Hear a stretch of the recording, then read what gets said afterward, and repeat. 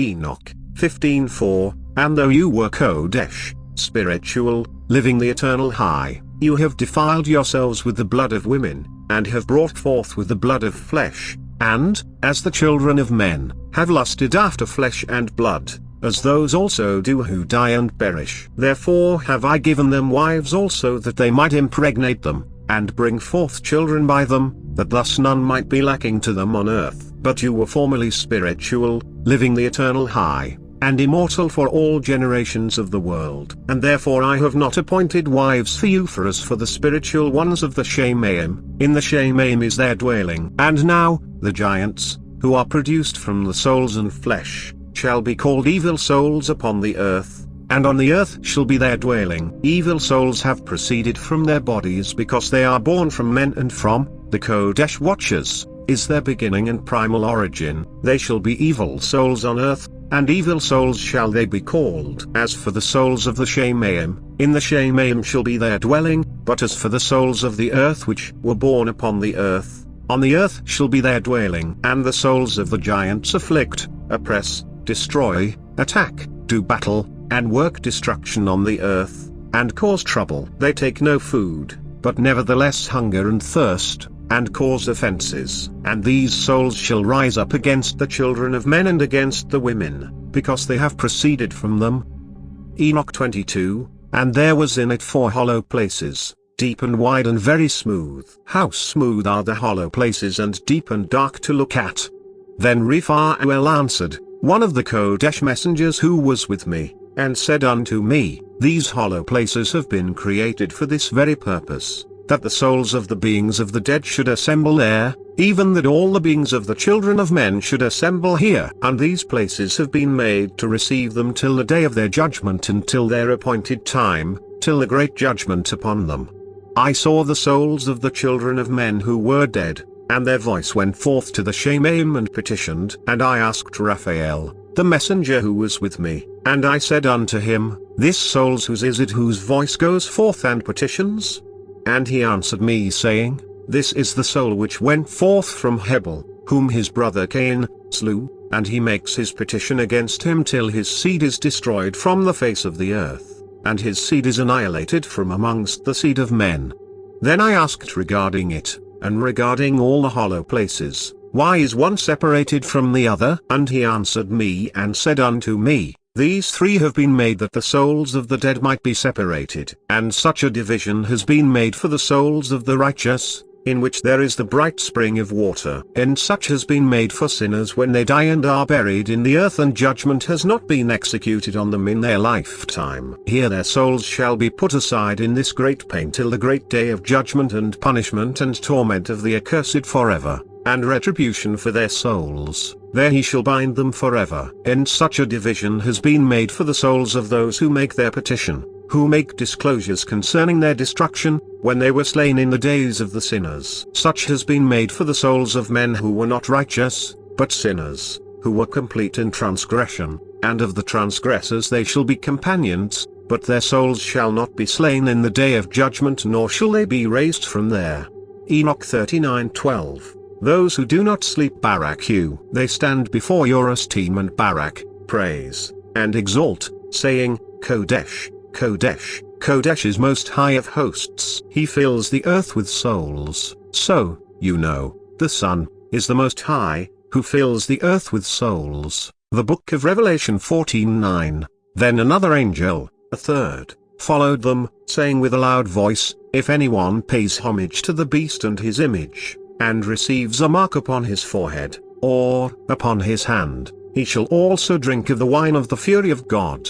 And receives a mark upon his forehead, or upon his hand. God does not need an actual physical mark, because God sees into the hearts of all you men.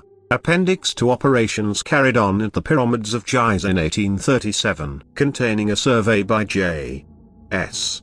Periling, civil engineer, or the pyramids at Abroche, and to the southward, by Colonel Howard Weiss. In the other compartment the same monarch pours a libation on an altar, and offers burning incense to the Sphinx, which is here styled Ra or Hat in the solar mountain, and is said to grant power and victory to the Lord of the world Thothmes, the crown of crowns. The remaining 13 lines can scarcely be made out, but they begin as follows: in the first year, on the 19th day of Athir, under the purity of Horus, the mighty bull, the establisher of diadems, the lord of the upper and lower hemispheres, established with dominion, like at Torn the golden hawk, the director of the years, the conqueror of the Libyans, the king, the sun, the preserver of worlds, the son of the sun, Thothmes, the diadem of diadems, the giver of life, of stability, and of power, like the sun forever. Any attempt to explain the rest of the inscription would require restoration of the text, which would be attended with great uncertainty, but it appears to record an act of adoration performed by the monarch to the Sphinx, to enumerate the benefits supposed to have been conferred by the idol, and also the following address of the Sphinx to the king: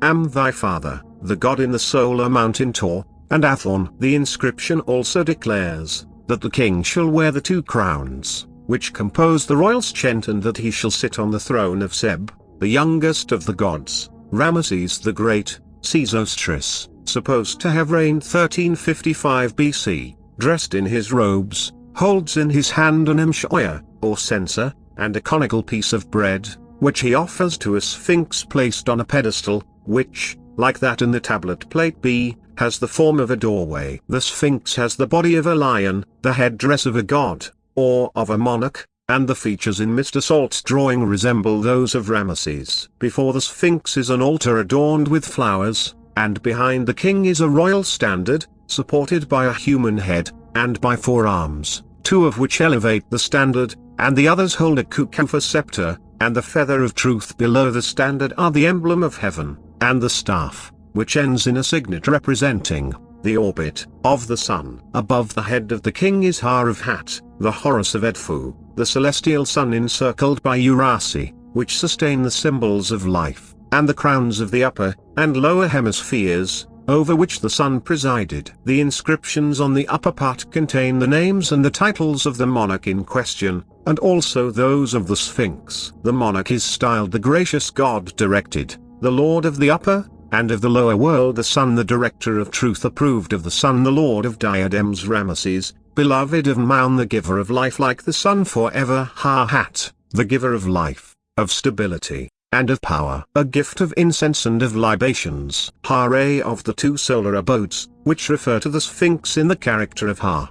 Phre, or of Horus, the sun, of life, of stability, and of power, with the following epithets: the giver of victory, and of magnanimity, like the sun continually. The inscriptions on the sides of the tablet are nearly alike, but that on the right is most perfect. They express Ha, the sun, the ruler of the upper and of the lower world; Aroaris, the victorious bull, the beloved of truth, the lord of the upper and of the lower worlds, the regulator of Egypt, the chastiser of nations, the hawk of gold. The tablet is imperfect, and the inscriptions were doubtless much longer. Before the king's cartouche are the titles: are the good god, the lord of the world. The 2 perpendicular lines before the first deity express the speech of Amun, the great god, the lord of the 2 abodes, of the sun, of the upper and lower hemispheres, and of the region of Wabsh, or Etesbe, the white wall, the Memphite Acropolis, before Mant, who bears upon her heads the upper and lower part of the Schent,